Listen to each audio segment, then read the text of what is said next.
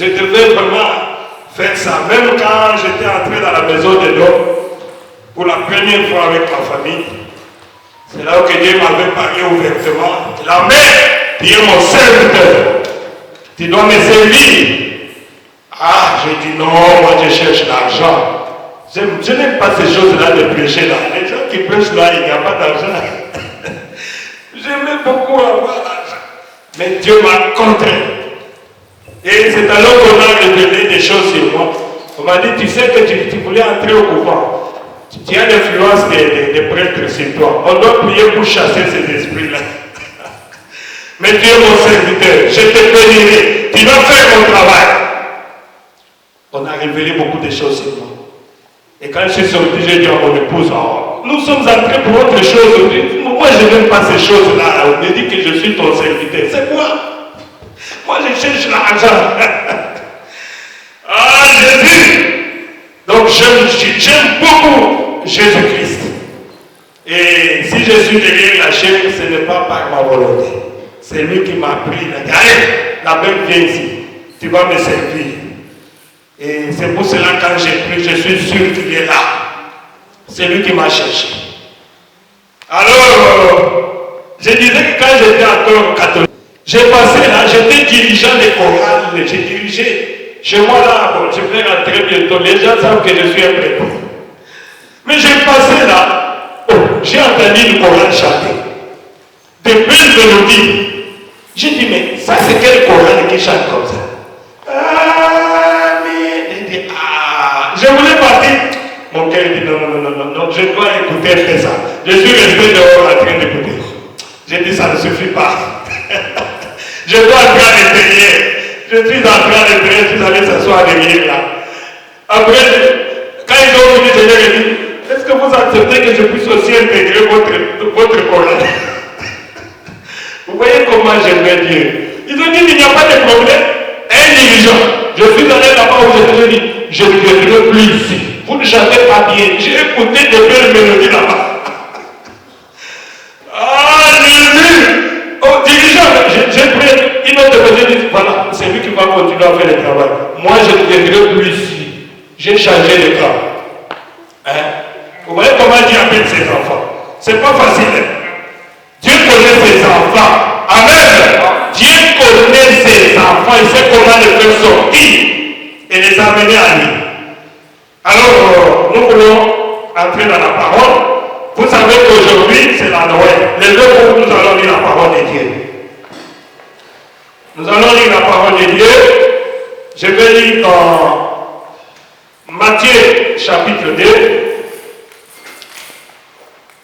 Jésus naquit à Bethléem, à Judée, à l'époque du roi Hérode. Or, des mages venus d'Orient arrivèrent à Jérusalem et dirent, où est le roi des Juifs qui vient de naître? En effet, nous avons mis son étoile en Orient et nous sommes venus pour l'adorer. Amen. Quand le roi Hérode apprit cela, il fut troublé. Et tout Jérusalem avec lui. Il rassembla tous les chefs de prêtres et spécialistes de la loi qui comptaient le peuple et le demanda où le Messie devait naître. Il dit à Bethléem à Judée, car voici ce qui a été écrit par le prophète. Et toi, Bethléem, terre de Juda, tu n'es certes pas la plus petite parmi les principales villes de Juda, car de toi sortira un chef qui prendra soin d'Israël, mon peuple. Alors Hérode fit appeler en secret le mage. Il s'informa soigneusement auprès d'eux du moment où l'étoile était apparue.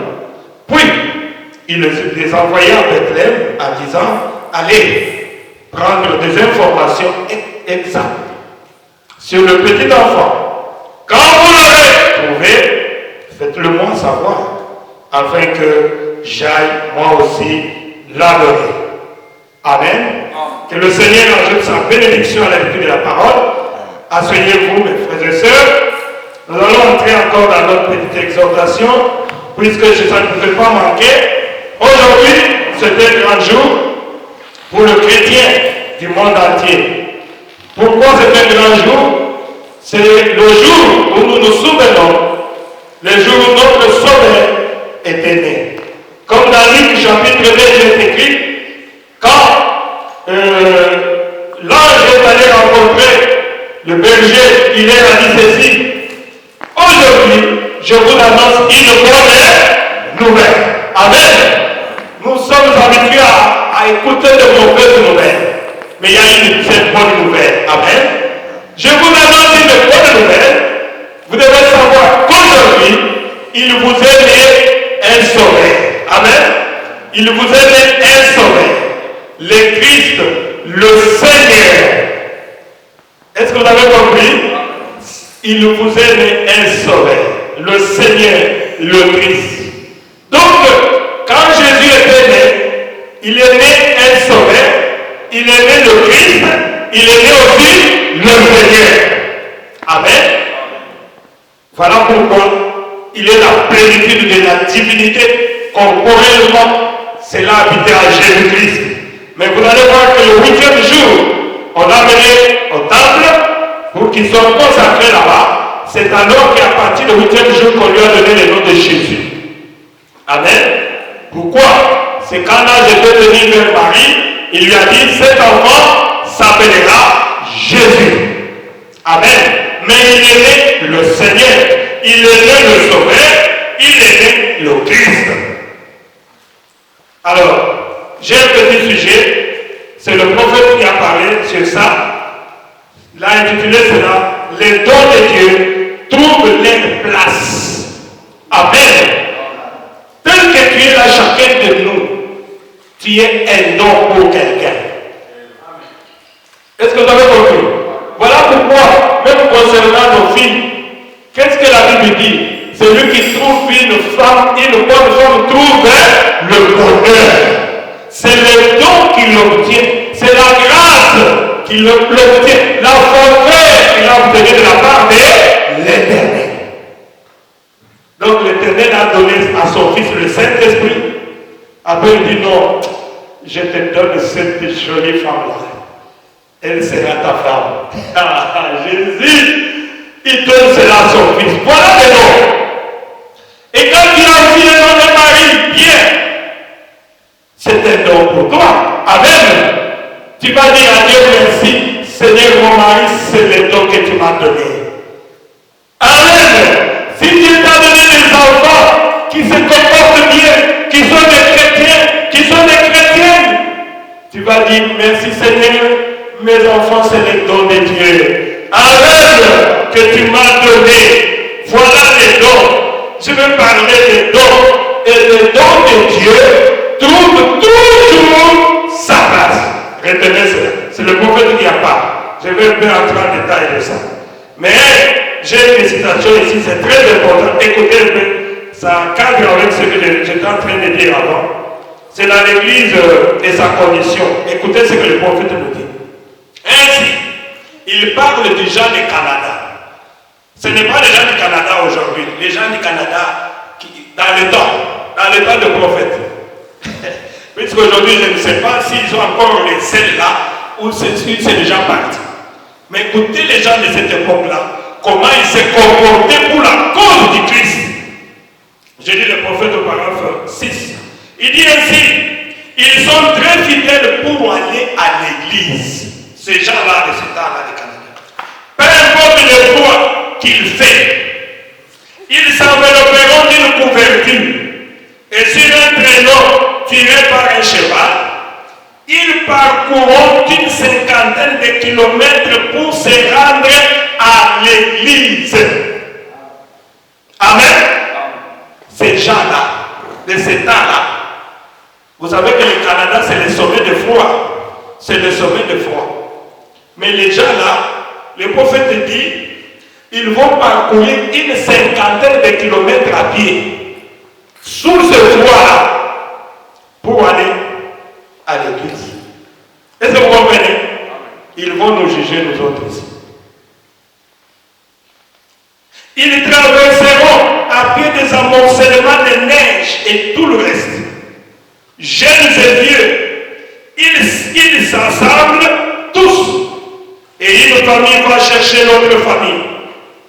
Et ils commencent à marcher à pied. Il dit, c'est ainsi qu'ils se mettent en route. Écoutez ce que j'ai aimé. Écoutez ce que le prophète dit.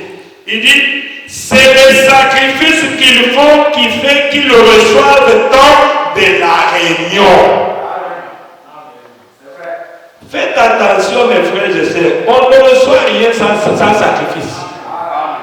Vous qui voulez qu'on mette tout sur la table et que vous puissiez manger, c'est votre problème. Les enfants souffrent pour étudier. C'est pour devenir quelqu'un dans la vie. On doit le faire dans peut-être les tchakou, c'est sacrifier pour avoir l'argent. Si tu ne fais pas ça, tu n'auras rien. Amen. Et vous voulez que vous trouviez Dieu comme ça, sans faire de sacrifice? Non. Pour Dieu, il faut aussi se sacrifier. Je ne sais pas si vous comprenez ça comme moi. Il dit c'est le sacrifice qu'ils font qui fait qu'ils reçoivent tant de la réunion. Tu vas dire au Seigneur, pour venir ici, j'ai dû marcher à pied. Ne me laisse pas retourner comme je suis entré, Seigneur. Je veux au moins rentrer avec toi dans mon cœur. Résolve mon problème, Seigneur. Souviens-toi des sacrifices que j'ai consentis pour venir ici. J'ai coupé les sommeils. Lisez un peu le prophète. Le prophète dit, quand il n'y a pas de sacrifice, on ne retire pas grand-chose de la réunion. Amen. Voilà. Je termine d'abord à dire. Il faut vraiment vous y mettre et faire quelque chose qui fait très mal. Voir mettre de côté certaines choses et arrêter votre travail, arrêter votre sommeil et faire ceci ou cela afin de pouvoir aller à l'église. Et en allant comme ça, vous allez montrer à Dieu que vous l'aimez. Et Jésus, tu sais que je t'aime, Seigneur. Tu sais que je t'aime. Moi, le sommeil ne me dit rien. Je l'aime. Montrez à Dieu que vous l'aimez. Et lorsque vous faites un sacrifice pour y aller, c'est alors que vous en retirez quelque chose.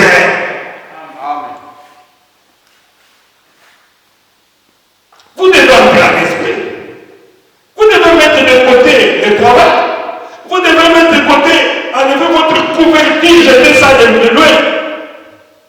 Dites que sommeil, je m'en fous de toi. Je vais te récupérer à mon retour. Je vais aller à l'église. Amen. Je vais, qu'il neige, qu'il pleuve, je vais aller à l'église pour montrer à mon Dieu que je l'aime. Amen. Comme je l'ai toujours dit, même dans le monde ici, tu dis que tu aimes une femme. Tu es fiancé à une femme. Tu ne viens jamais voir cette femme-là. C'est seulement au téléphone. Ah, tu vas bien? Ah bon, ça va, merci. Je voulais savoir à quoi tu t'as ça. C'est tout. Une année, la femme ne te voit pas. 2 ans, la femme va dire, il ne m'aime pas. C'est pas ça, mes enfants. C'est ça. C'est un menteur. Il ne m'aime pas. Mais quand la femme va voir, la femme est déjà à Istanbul, l'homme paye les billets. Il quitte l'Afrique, il quitte l'Europe et les États-Unis. Il dit, je suis venu te voir. Tu es venu me voir. Tu t'es sacrifié. Tu as payé même le billet. Pour moi, je comprends que tu m'aimes. C'est pas ça. Je comprends que tu m'aimes. Les sacrifices que tu as dû consentir là, ça prouve en suffisance que tu m'aimes. C'est pour cela que j'ai toujours dit, n'aimez pas seulement parole, mais aimez en acte. L'amour se voit par les actes. Dieu nous a donné un don. Amen. Vous connaissez le nom de Dieu. Le cadeau à c'est le Seigneur Jésus-Christ. Le Seigneur Jésus-Christ, c'est le nom de Dieu pour l'humanité. Dieu a regardé. Il dit, qu'est-ce que je peux donner à ces gens-ci? Je veux m'offrir moi-même. Amen. Je veux m'offrir moi-même pour eux. Donc Jésus-Christ, c'est Dieu qui s'est offert lui-même en cadeau, le don de Dieu. Il a tellement aimé le monde qu'il a donné son Fils unique. Le don de Dieu. Je parle du don de Dieu qui trouve toujours sa place. Le prophète ajoute pour dire, le salut est ainsi, mes frères bien-aimés, c'est un sacrifice complet. Oui. Il dit, frère, c'est un sacrifice que vous devez faire chaque jour. Vous devez faire quelque chose que vous devez faire pour vous approcher de la présence de Dieu.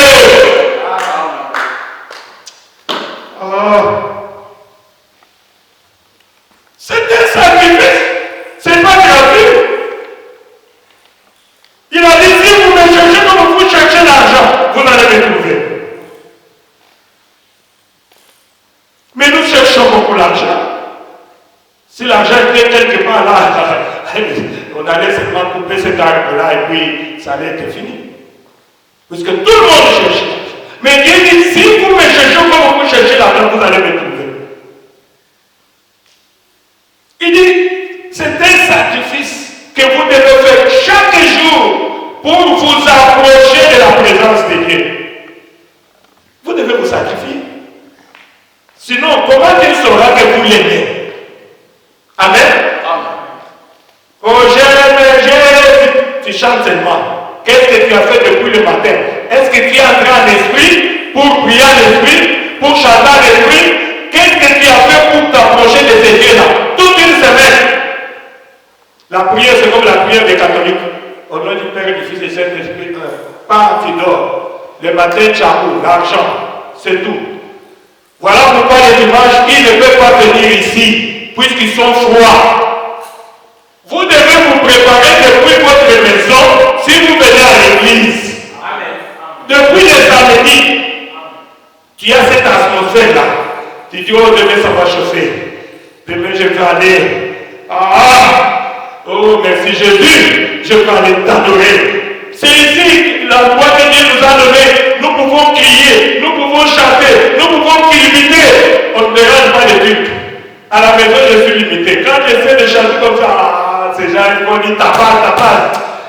Mes enfants, cherchez-moi un endroit où je peux aller limiter pour adorer mon Dieu. C'est pour cela que nous avons choisi cet endroit ici. Ici, je peux crier comme je veux. Je suis libre. Jésus, les noms de Dieu. Dieu a tant aimé le monde qui nous a donné un don. Oh, merci Jésus. J'ai dit quelque chose au paragraphe 42. Dans cette prédication, le don de Dieu trouve toujours sa place. Le prophète dit, maintenant, ce soir, nous allons parler sur les dons. Et je voudrais intituler ceci. Les dons de Dieu trouvent toujours sa place, leur place. Les dons au pluriel. Amen. Les dons, c'est au pluriel. Il y a beaucoup de dons. On peut t'offrir l'argent, on peut t'offrir quelque chose, ça s'appelle don, quand c'est gratuit. Mais une personne peut aussi être un don pour toi. Amen. Oui. Votre passé, c'est le don de Dieu que Dieu vous a donné. Amen. Oui. C'est le don de Dieu que Dieu vous a donné. Vous devez reconnaître cela. Oh, merci Seigneur Jésus. Il dit ceci. Les dons de Dieu trouvent toujours leur place. Je l'ai noté lorsque Frère Deville était là debout. Les dons de Dieu trouvent toujours leur place. Les dons de Dieu sont toujours. Maintenant, écoutez ce que le prophète dit. Le prophète dit. Il dit, les dons de Dieu sont toujours rejetés, mais ils finissent par trouver leur place. Amen. Ça m'a encore intéressé. Les dons Dieu, pour commencer, on le rejette. Mais en fin de compte, ils trouveront toujours sa place, puisque Dieu ne se répand pas. Quand Dieu a déjà prédestiné que la même étoile que j'ai placée en Turquie, qui est deux personnes, une personne qui va me servir là-bas, vous avez monté de ça que la mer est là.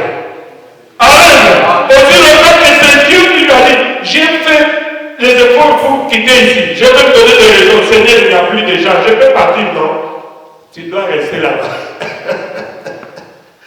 Ah mon Dieu. Je dis, mais il y a des gens qui ont des grandes églises. Ce n'est pas mon problème. Tu es là. Pourquoi? Dieu ne se répand pas. Amen. Quand tu as déjà prédit que non, tu vas être comme ça. Personne au monde, personne aussi ne peut te tuer jusqu'à ce que tu vas atteindre le but pour lequel Dieu t'a placé sur la terre. Amen. Amen.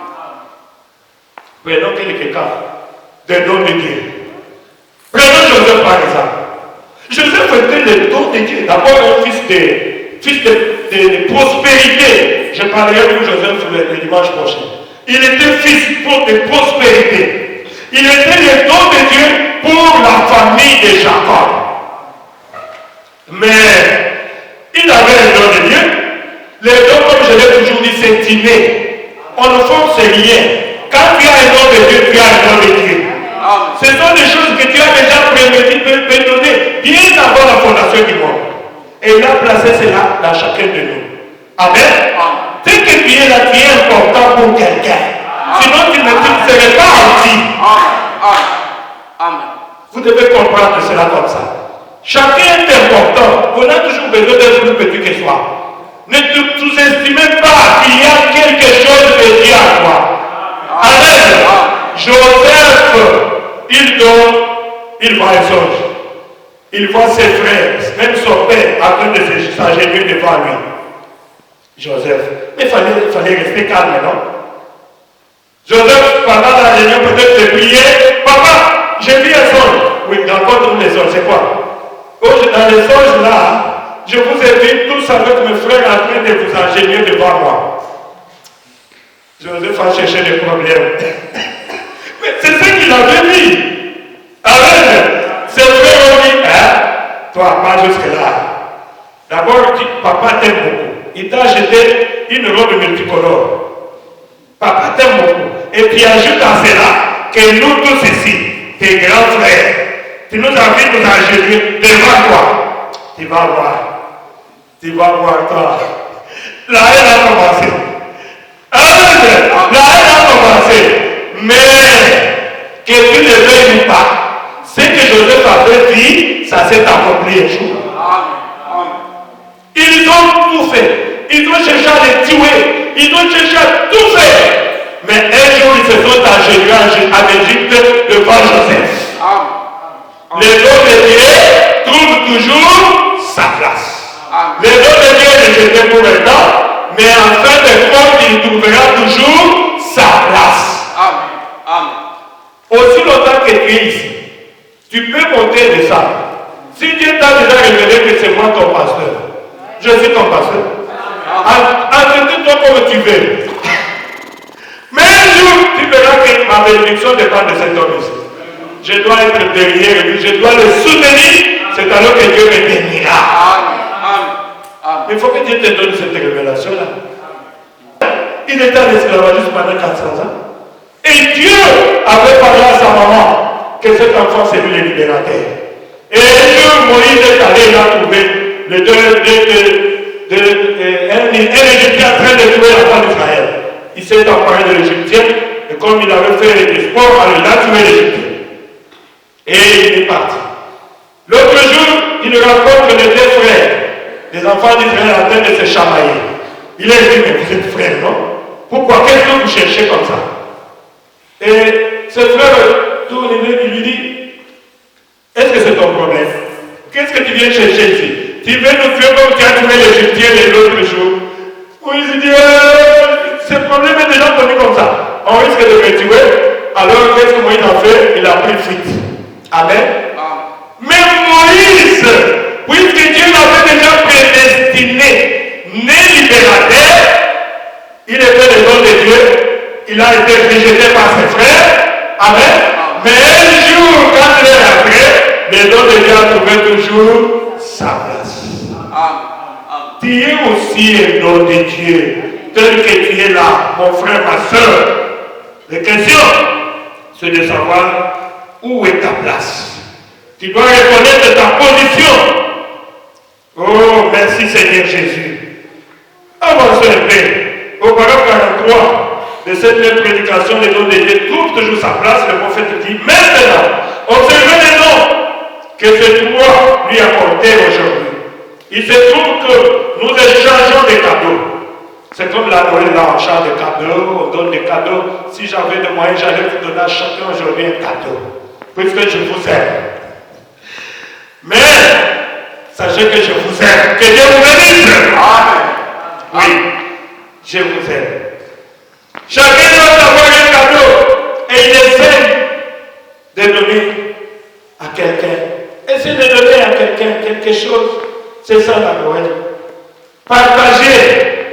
Faites quelque chose. Oh, merci Jésus. Puisque Dieu lui-même s'est donné, n'est-ce pas, pour chacun de nous. Amen. Lui-même s'est offert comme cadeau. Le don de Dieu, c'est Jésus-Christ. Voilà pourquoi nous célébrons Noël. Au paragraphe 44, il dit, voici, il y a seulement un don que vous puissiez faire, et c'est vous-même. Dites Amen, non? Amen. Il y a un don que vous puissiez faire pour donner à Dieu. Vous n'avez rien à lui donner. Lui, il est le créateur de cieux de la terre. Amen. Qu'est-ce que vous allez donner à Dieu? L'argent. Mais non, l'argent lui appartient. Amen. Dieu voudra que toi-même tu puisses te donner à lui. Amen. Comme don. Amen. Comme moi, je vais lui donner mon corps. Je lui donne mon âme. Seigneur, si je n'avais encore beaucoup, j'allais te donner. Si j'avais 10 000 vies, j'allais donner chacune à mon sauveur. Amen. J'allais dire, Seigneur, heureusement que j'ai 10 000 vies. Tu prends chacune de cette vie-là. Oh, puisque je t'aime. C'est ce que Dieu veut. Oh, merci Jésus. C'est ce que le prophète dit. Il y a seulement un don que vous puissiez faire. C'est vous-même. Donnez-vous vous-même à Dieu. Donnez-vous vous-même à Dieu. Car Dieu vous a déjà fait son nom. Maintenant, il y a une seule chose dont vous êtes redevable à Dieu. Vous êtes redevable à Dieu. Chacun de nous est redevable à Dieu.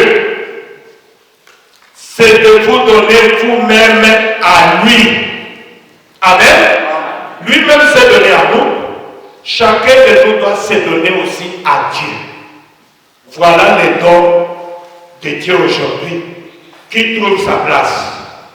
Au paragraphe 45, il dit maintenant, souvent, bon, je voulais expliquer ça. Ici, le prophète est en train de parler sur la façon dont nous donnons les noms aux enfants. Il dit faites attention. Pourquoi? Ne donnez pas n'importe quel nom à ton enfant.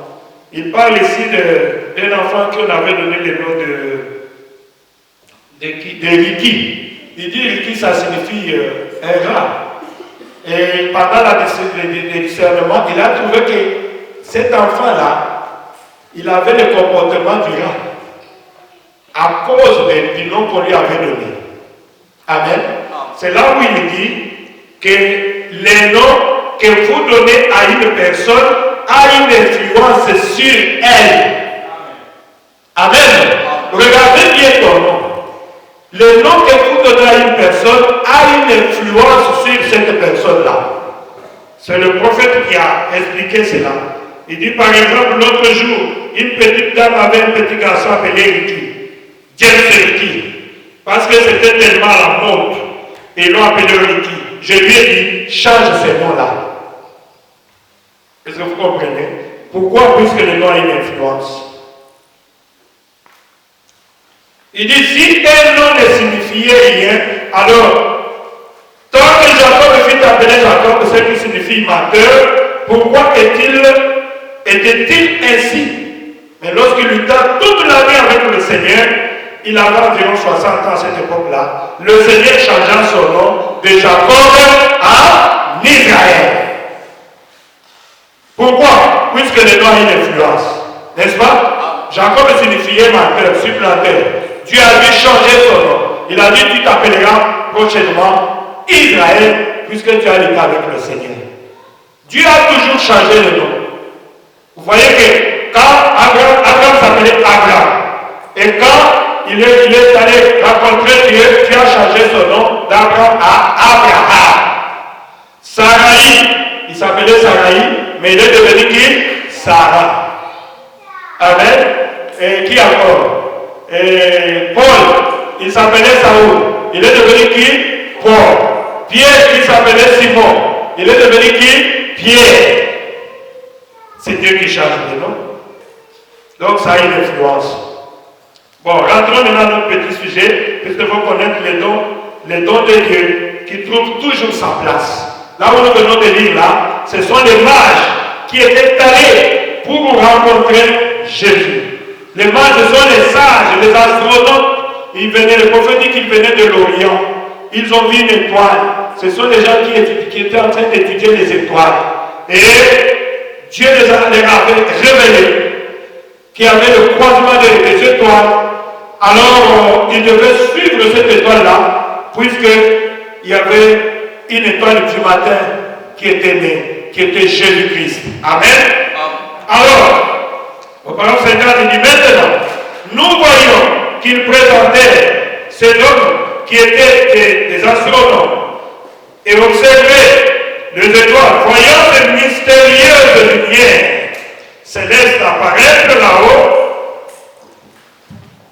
sur que quelque chose, ils étaient sur que quelque chose allait arriver, que c'était le Messie, le souverain des cieux et de la terre qui devait être né. Et ils vinrent afin d'apporter leur témoignage, sachant que la divinité serait entrée dans l'être humain, qu'elle habiterait dans un être humain. Vous savez, votre vie, le prophète dit, vous savez que votre vie parle davantage que vos paroles. Au point que peu importe ce que vous dites, les gens savent ce que vous êtes d'après votre vie. Ne sautez pas plus haut que votre vie. Je vous assure, même moi, avant de prêcher, je doutais parce que je voulais être sûr que Dieu reçut le Saint-Esprit. Puisque le prophète dit, vivez-moi une seule prédication, et de me prêcher 1000 prédications. J'étais aussi colérique, j'avais beaucoup de mauvaises choses. J'ai dit non, je ne peux pas faire ça. Il faut que Dieu enlève tout ça de moi. Bien que je suis un homme, je peux trébucher, mais je sais que la grâce de Dieu c'est moi maintenant. Amen. C'est vrai. Pourquoi? Nous devons vivre ce que nous sommes en train de prêcher. Comment je vais prêcher les gens sur la foi alors que je n'ai pas la foi?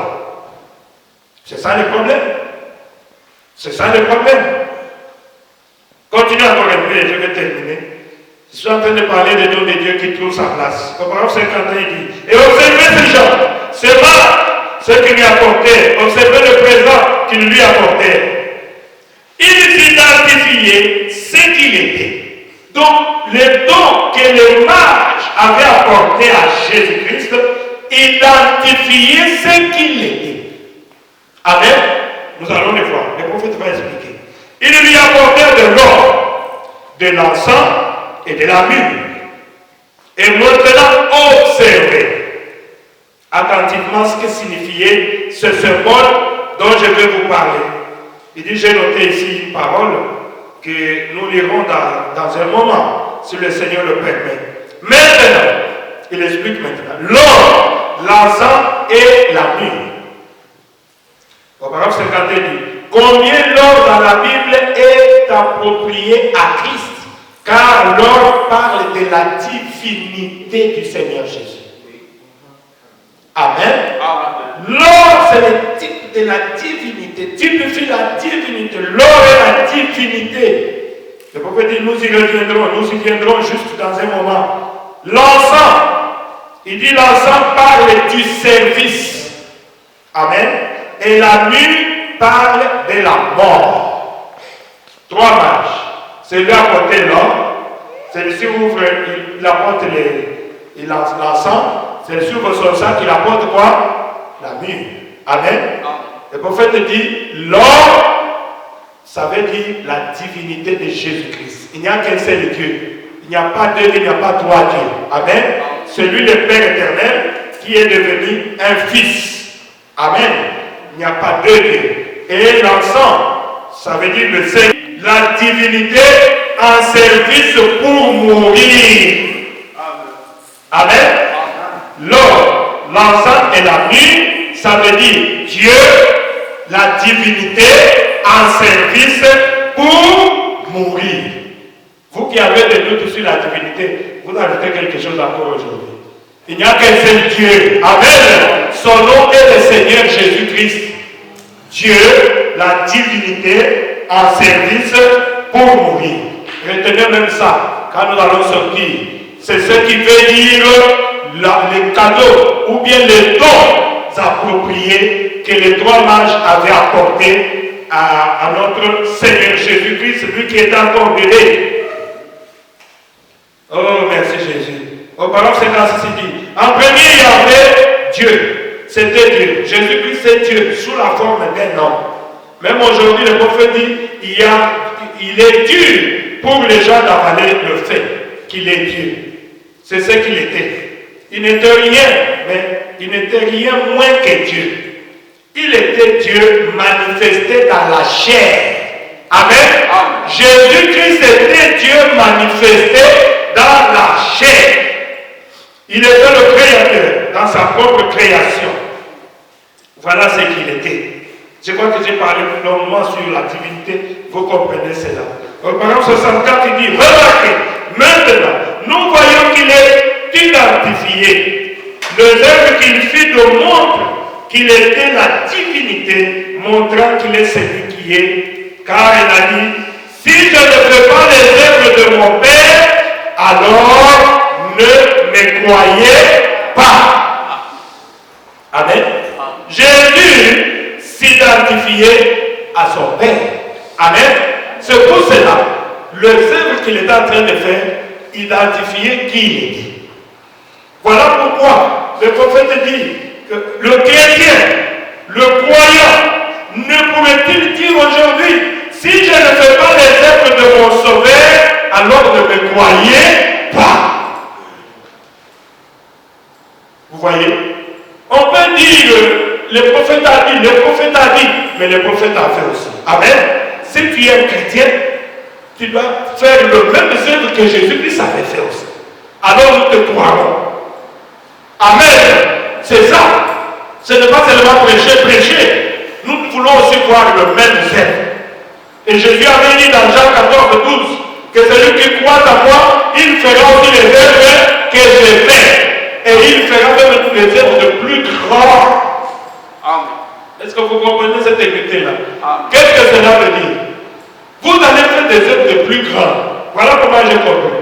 Quand Jésus était sur la terre, il pouvait prendre le pain, n'est-ce pas? Prier, à partir du pain, multiplier d'autres pains. Vous êtes avec moi, non? Il prend le poisson, il bénit le Seigneur, il multiplie, ça devient beaucoup. Et les gens mangent, sont satisfaits. À partir de l'eau, il prie, l'eau change, ça devient le vin. Là, c'est les œuvres que Jésus avait fait quand il était dans la chair humaine. Mais maintenant, regarde les œuvres les plus grandes. Quand Jésus est parti, qu'est-ce qu'il a dit? Les œuvres que j'ai fait, vous les ferez aussi. Vous ferez même de plus grandes. Amen. Quelles sont les plus grandes œuvres que les enfants de Dieu ont fait aujourd'hui? Premièrement, c'est un être humain qui donne la vie éternelle à un autre humain. Amen. Vous êtes avec moi, non? Oui. Je peux te donner le Saint-Esprit puisque j'ai le Saint-Esprit. Amen. Puisqu'on ne peut donner que ce qu'on a. Celui qui n'a pas le Saint-Esprit ne donnera rien. Il ne donnera que son esprit. Mais si moi j'ai l'esprit de Christ en moi, et que tu viens, je prie sur toi, je prie pour que tu te donnes le Saint-Esprit, il te donnera le Saint-Esprit. Amen. Puisque l'esprit qui agit en moi, c'est l'esprit de Christ. Amen. Donc, un homme aujourd'hui donne la vie éternelle à un homme. C'est un grand miracle. Amen. Ça, Jésus n'a pas fait cela.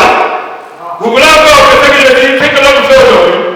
Mais Jésus est venu nous ramener à notre position de chute. Aujourd'hui, l'homme est restauré. Il est un second Adam restauré. Amen. Nous voyons que c'est là avec notre cher magité qui est le prophète de Dieu, William Allen Branham. Il nous a montré cela. Qu'est-ce que Branham a fait? À partir de rien, il a prononcé la parole. Je veux qu'il y ait des cris là-bas.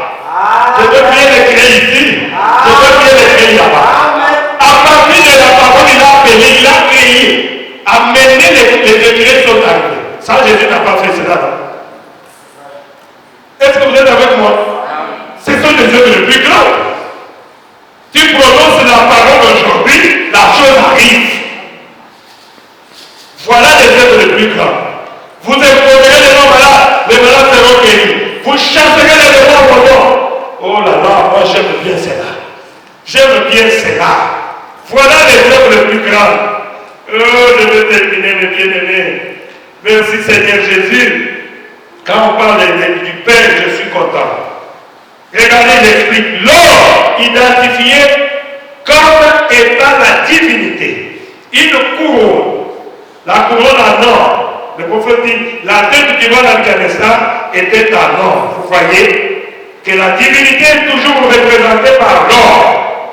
Voilà pourquoi le mage a amené l'or. Amen. L'encens, le prophète explique, l'encens est l'offrande de notre service à Jéhovah. C'est écrit dans Lévitique 2:2. Le prophète dit, nous y découvrons que c'est un ordre pour la sacrificature de faire une offrande à Jéhovah. Lorsque les sacrificateurs faisaient l'offrande, celle-ci devait être faite et mélangée avec de l'encens lors d'une offrande pour le péché. Ils prenaient différentes choses et le mélangeaient ensemble. L'encens qui représente un service. Amen. Un service à Jéhovah Dieu. Et s'il lui apportait de l'encens, c'est là parce qu'il typifiait qu'il était lui-même au service de Jéhovah. Amen. Voilà pourquoi je vous ai dit, l'or, l'encens et la myrrhe, ça veut dire Dieu, la divinité au service pour mourir. Voilà ce que ça signifie. Je vais terminer. Je vais encore lire des citations. Je suis arrivé à la fin. C'est très bien. Au paragraphe 91, le prophète dit ceci. Écoutez même cette citation ici pour retourner avec quelque chose sur le don de Dieu qui trouve toujours sa place. Il dit ceci. Dieu bénit Jésus de sa plénitude et il était le don de Dieu au monde. Le fait que les hommes sages l'aient clairement identifié, qu'ils lui offrirent leur don, montre que dans leur cœur, ils savaient qui il était et ce qu'il ferait pour eux. Il n'est donc pas étonnant que la première chose qu'il fit fut de tomber à genoux et de l'adorer. Amen. Retenez cela. La première chose que les mages, quand ils sont allés rencontrer cet enfant qui avait à peu près 2 ans, déjà à cette époque-là, la première chose, c'est de tomber à terre, de s'agenouiller et de l'adorer. Est-ce que vous comprenez? C'est ce que nous devons faire quand nous venons à l'église. Nous devons nous agenouiller et adorer le roi des rois. Amen. Même dans vos maisons, vous devez savoir adorer, se mettre à genoux, s'humilier devant le Seigneur et l'adorer. Amen.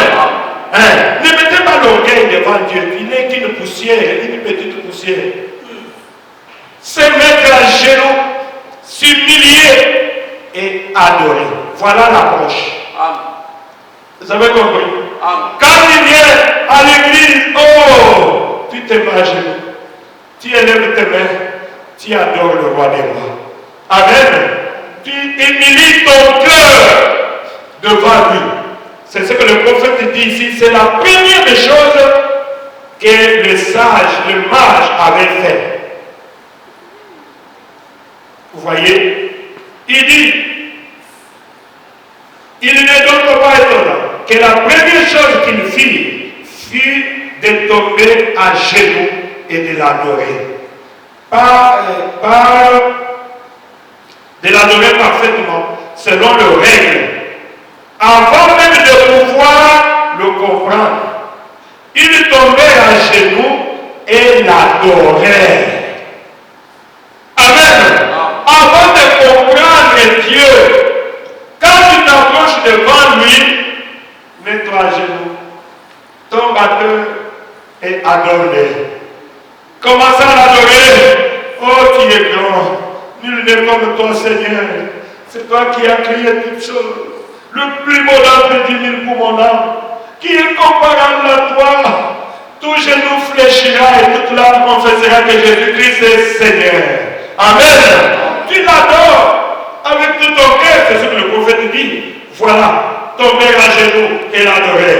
Puis, la deuxième chose, il lui présentait leur don.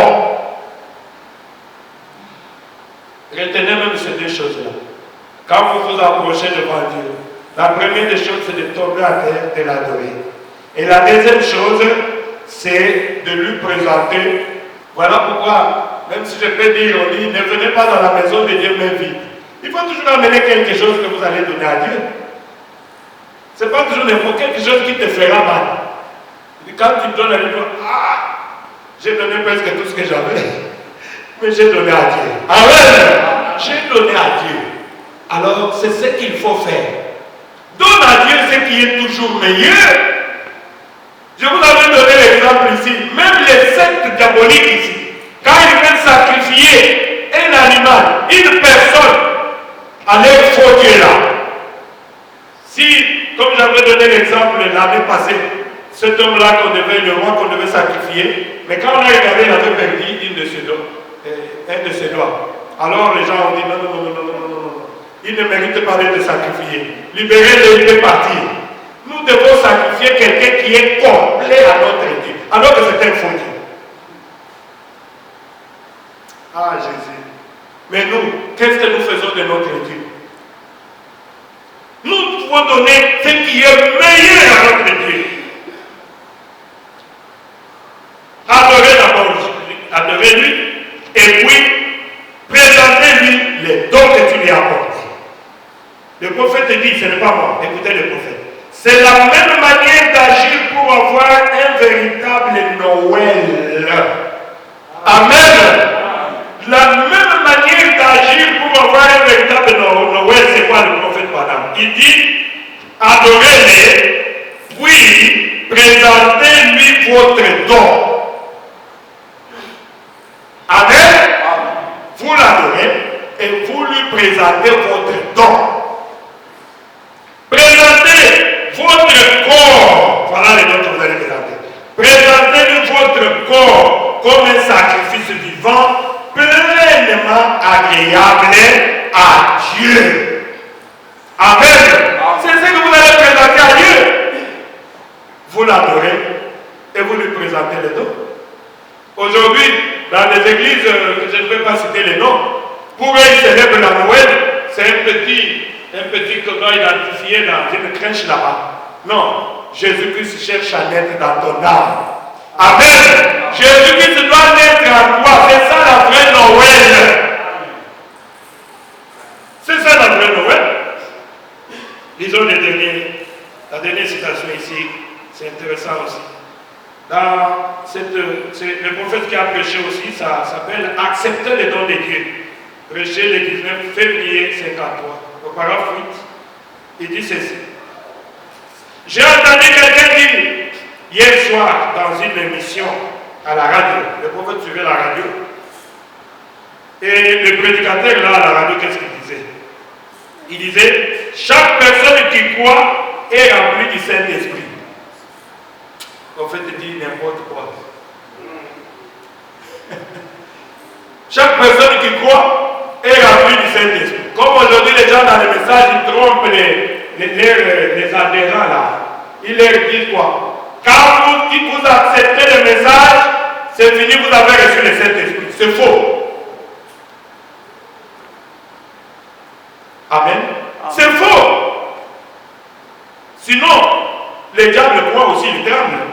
Le diable croit que Jésus-Christ c'est Dieu. Mais il n'a pas le Saint-Esprit. Amen. Comment seulement ça ne suffit pas? Ça, c'est sur la tête d'appuyer ce que le prophète dit. Il dit, quand vous croyez que Jésus-Christ est le Fils de Dieu, directement vous êtes rempli du Saint-Esprit. Le prophète dit, c'est faux. Il appuie cela par une citation de la Bible. Il nous renvoie dans Acte 19. Qu'est-ce qu'il dit dans Acte 19? Paul est allé à Éphèse, chez nous ici. Nous étions là plusieurs fois. Quand il a rencontré les disciples qui étaient à Éphèse, c'est dans Apocalypse et dans Acte 19. Ces gens-là, ce n'est pas qu'ils ont cru, n'est-ce pas? Ils croyaient déjà. Ils croyaient, ils ont cru même avant Paul. Est-ce que vous comprenez? Ils croyaient déjà et ils prêchaient Jésus. Ils prêchaient la parole. On n'a pas dit que c'était n'importe quelle personne.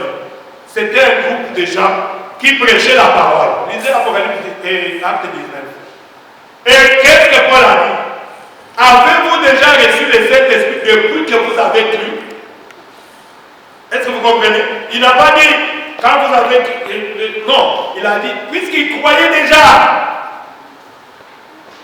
Mais si croire seulement, ça donne le Saint-Esprit. Pourquoi Paul leur a posé la question?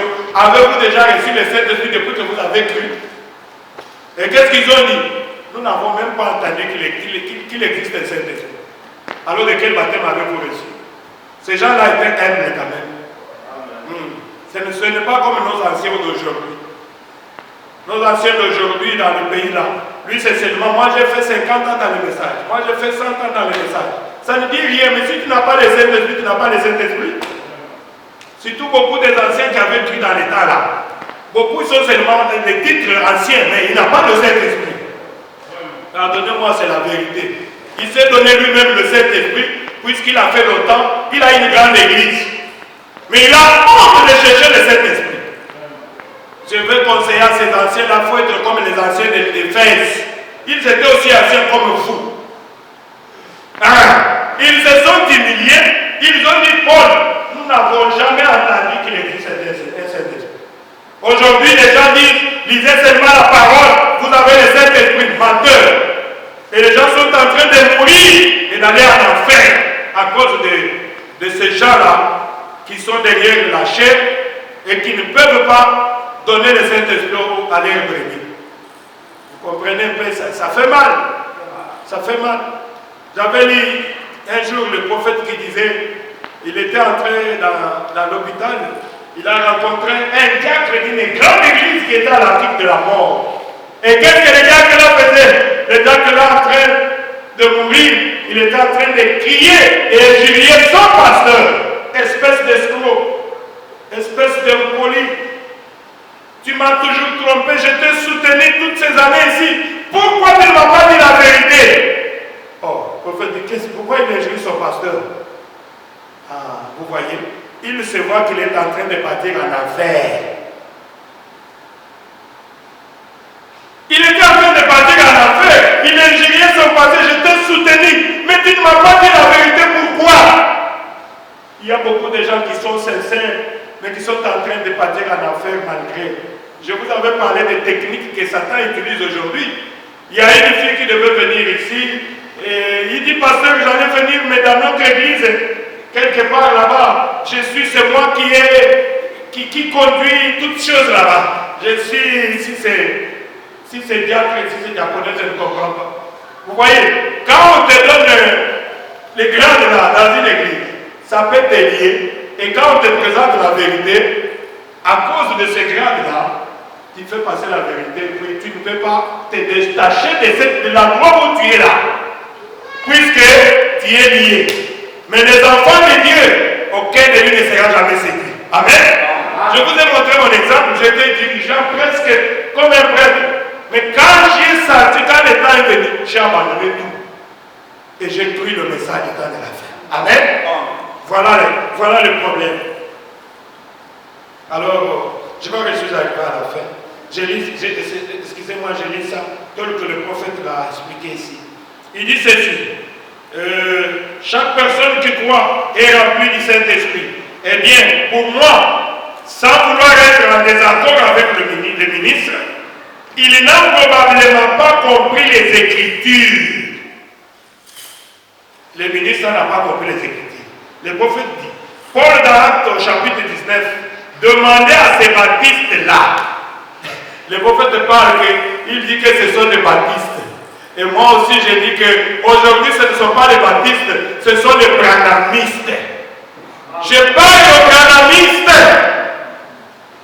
Les ismes, ça vient de Satan. Ce sont des cultes de Satan. Moi, je suis un chrétien, j'ai tous les messages de Branham. Je ne suis pas branhamiste. Les ismes là, ça n'existe pas. Ça, c'est diabolique. Vous devez comprendre ça. Le prophète dit, ces gens-là, ils étaient des baptistes. Moi, je dis, c'est aujourd'hui, je m'adresse aux branhamistes. Il dit, demandez à ces branhamistes-là, aux baptistes, s'ils avaient reçu le Saint-Esprit depuis qu'ils avaient cru. Écoutez, le prophète dit, pas quand vous croyez. Est-ce que vous comprenez? Ce n'est pas quand vous croyez, pas quand vous croyez, mais depuis que vous avez cru. Avec vos 50 ans dans le message, avez-vous déjà reçu le Saint-Esprit? Point d'interrogation. Ce n'est pas quand vous croyez, non. Ah, écoutez, le prophète dit ceci. Le Saint-Esprit est un don de Dieu. Après que vous avez cru, c'est le don que Dieu vous donne pour avoir cru. Amen.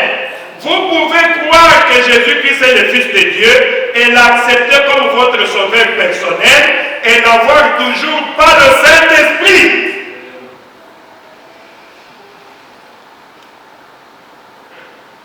C'est très fort. Tu peux manger le message, 1000 brochures, il n'y a pas de problème. Mais à la fin, tu n'as pas le Saint-Esprit. Puisque c'est le don de Dieu.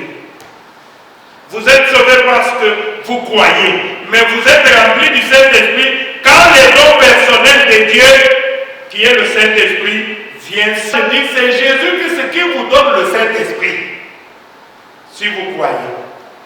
Amen. Puisque le Saint-Esprit, c'est le don de Dieu. Je crois que j'ai dit quelque chose, n'est-ce pas? Que Dieu vous bénisse.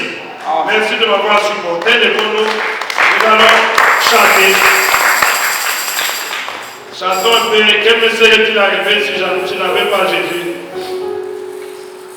Et après, nous allons adorer. Je vous ai montré qu'il faut commencer d'abord par adorer le Seigneur. Il faut l'adorer.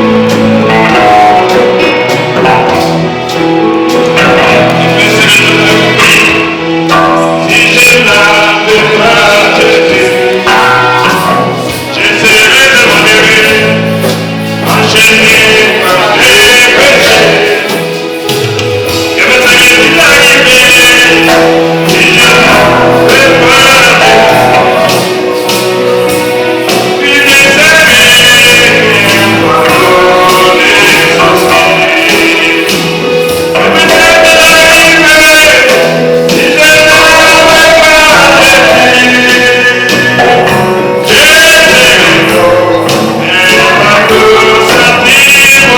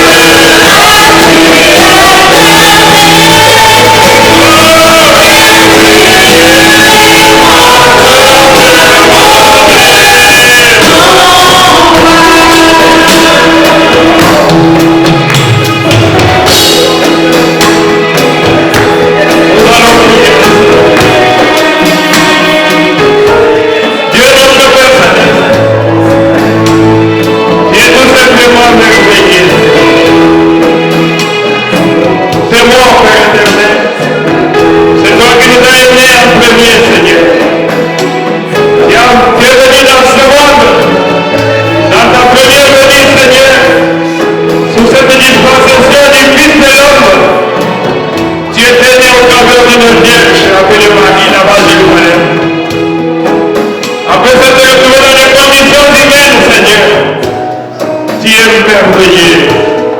Tu as pris ma place. Tu as pris la place de mon frère. Tu as pris la place de ma soeur. Tu es devenu péché de malédiction. Le châtiment qui nous donne la cause au lieu de tomber sur toi, Père. Et c'est pas de mes blessures que nous sommes guéris de nos maladies. Seigneur, ce matin, cet après-midi, nous voulons tout simplement te dire que tu es merveilleux. Reçois la gloire à jamais, Père. Toi qui nous as aidés sans condition, Seigneur, il y a laissé beaucoup dans le monde, Père. Mais tu nous as choisi, Seigneur. Tu nous as aidés. Ce n'est pas puisque nous ne faisons pas qui sont restés, mais c'est tout simplement ta grâce envers chacun de nous, Seigneur. Nous voulons te dire merci. Merci, Seigneur. Nous voulons vraiment t'adorer, Seigneur. Comme les prophètes viennent nous le dire, Seigneur. Nous voulons, Seigneur, te donner nos corps, nos esprits et nos âmes, Seigneur. Puisque toi, tu mérites tout cela, oh Dieu. Reçois chacun de nous, Seigneur Jésus. Les noms que nous t'offrons ce matin, c'est nous-mêmes, Seigneur Jésus. Oh Dieu du ciel, oh Père, chacun vient de parler au Dieu d'amour. Personnellement, je voulais encore, oh Dieu, de faire le feu, de t'aimer et de m'offrir moi-même à toi, Seigneur. Je pense que c'est cela la décision de chacun de nous qui est ici, Père. Après avoir entendu ceci, Seigneur, que toi, tu es devenu un don pour l'humanité, Seigneur. Tu t'es offert toi-même en sacrifice pour nous racheter.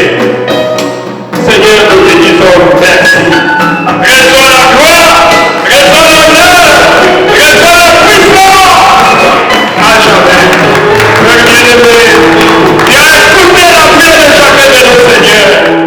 Aujourd'hui, le jour où le monde entier, ceux qui sont des chrétiens comme nous, par l'activité, le jour que tu es donné, nous voulons que tu puisses naître dans nos âmes, Seigneur. Oh Dieu, que tu puisses naître, c'est ça même la vraie Noël.